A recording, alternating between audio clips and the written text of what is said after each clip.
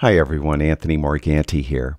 Have you ever been editing an image in the Develop module of Lightroom and inadvertently hit the S key on your keyboard?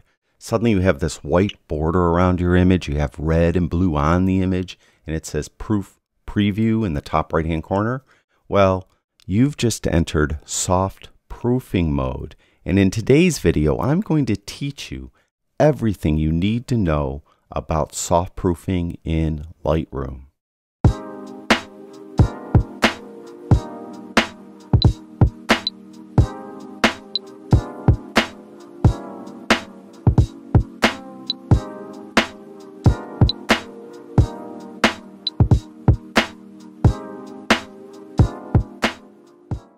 I mentioned at the top that you could enter soft proofing mode from the Develop module of Lightroom by hitting the S key on your keyboard. You also could enter it by going down to the toolbar and clicking on the little check mark next to soft proofing.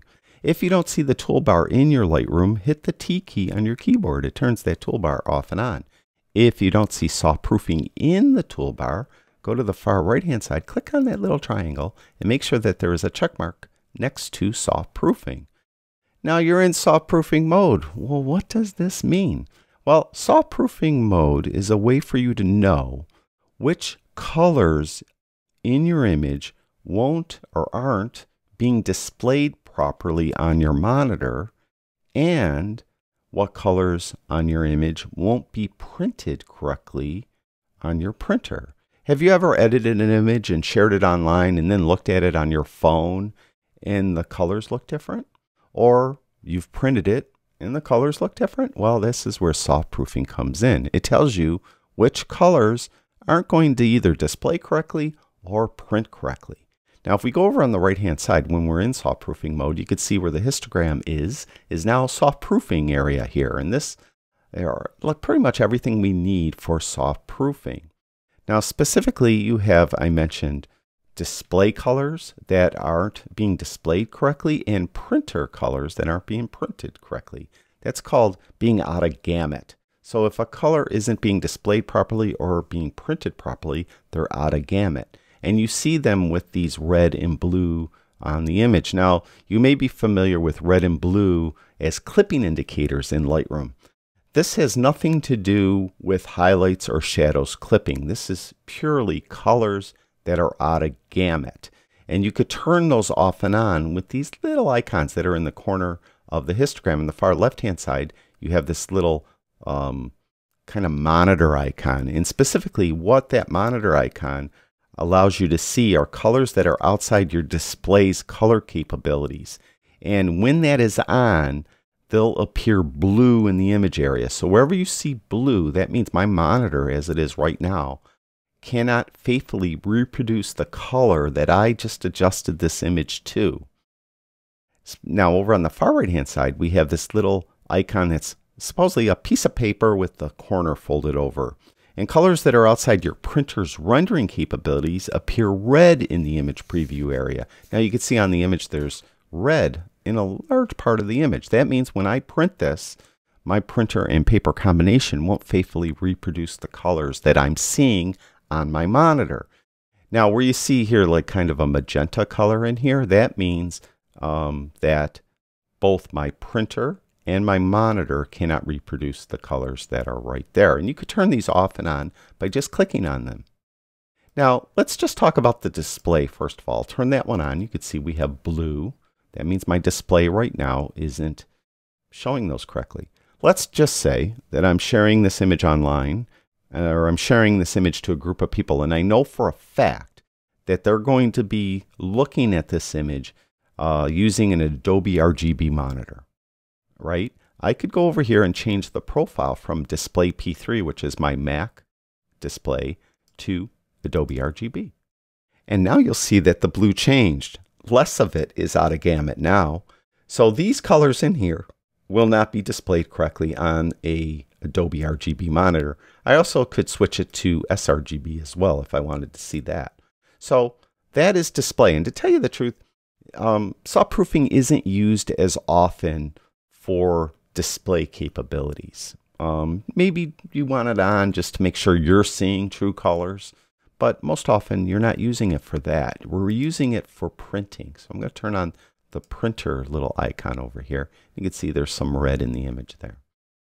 Now, the printer gets a little bit more involved because every printer is different and all the paper is different as well. So what you need to do to faithfully reproduce color with your printer and paper combination is go to the website of the manufacturer of the paper you're using. It could be Red River, it could be Hahnemühle, it could be Epson, it could be any manufacturer, because all of them have a section of their website where you could download something that's called an ICC profile. An ICC profile is specific to the paper you're using and to the printer you're using. So if you're using, let's say, a specific type of paper, let's say Hahnemühle Photo Burita paper, that's one of my favorite, right? So you're using that paper, but you have two different printers. You have an Epson P800 printer and you have a Canon, I don't know, forgot the model numbers, but you have a Canon printer as well. Well, there'd be different ICC profiles, even though it's the same paper. You'll have an ICC profile for the Canon and a different ICC profile for the Epson. At any rate, it's real easy. You just go to their website. They'll have a section there for ICC profiles. Find your paper, find your printer, download the ICC profiles. Then you have to put that ICC profile or load it into your computer. The website will have specific instructions how to do this. You don't load it in through Lightroom. You load it on a system level basis. Specifically, Windows will have a folder where you put all your ICC profiles, and Mac has a folder where you put all your ICC profiles. In the description of all this video, I have a link to Hahnemühle's website, and they just tell you exactly what folders all these ICC profiles have to go in. And again, it doesn't matter if you're using Hahnemühle paper, Red River paper, or whatever. It all goes in the same folder. So you put the ICC profile in the folder.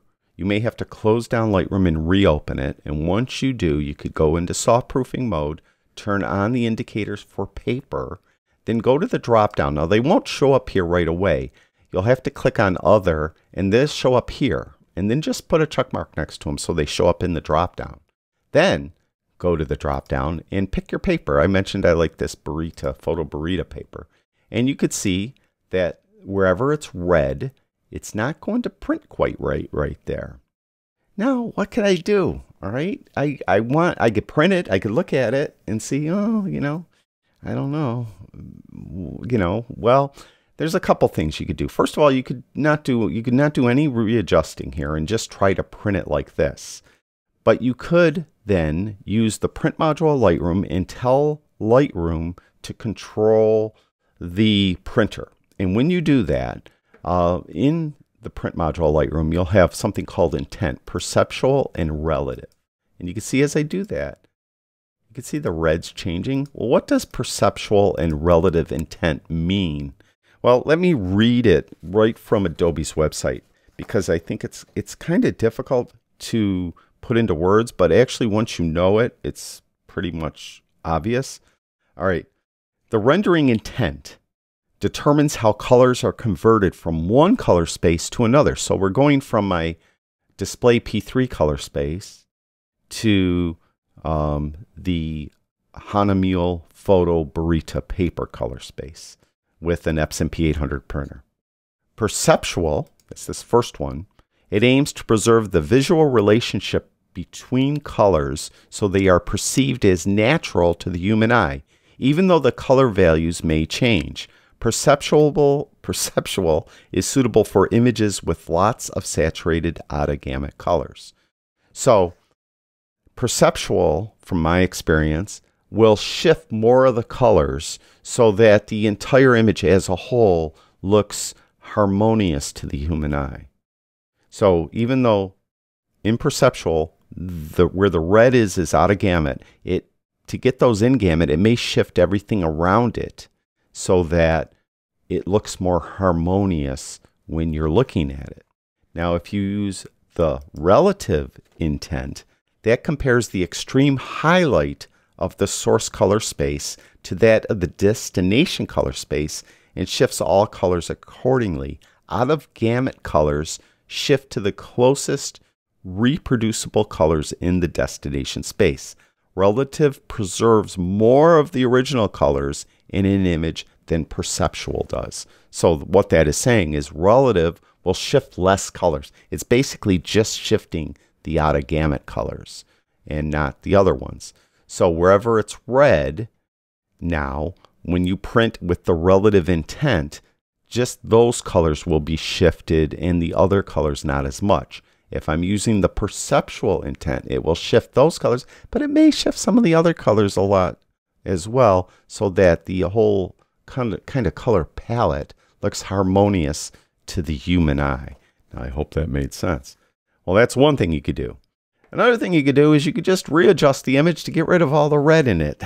Or if you're adjusting it for a display, to get rid of all the blue in it.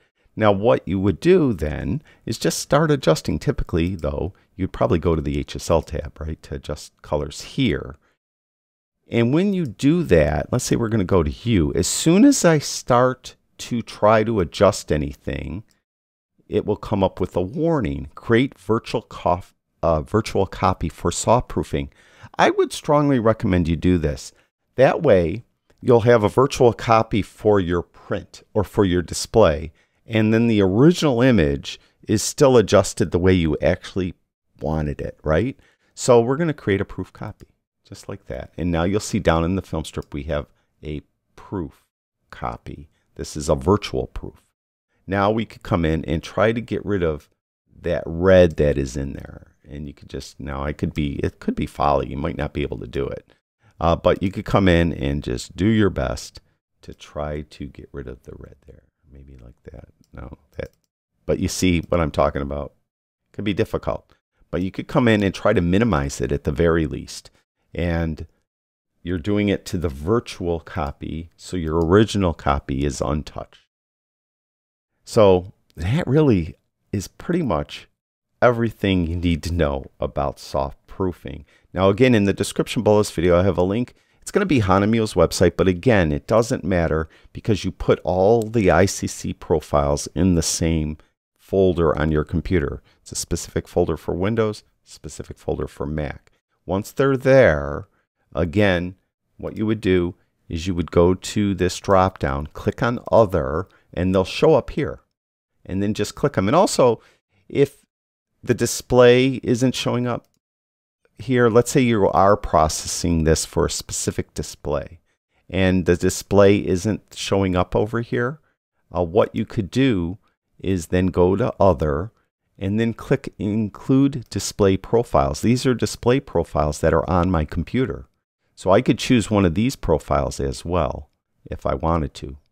And then they'll show up in the drop down and then I could use them.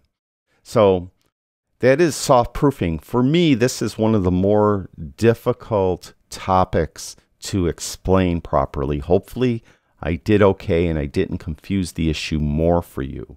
But that is pretty much soft proofing in Lightroom. Hopefully, it helps you.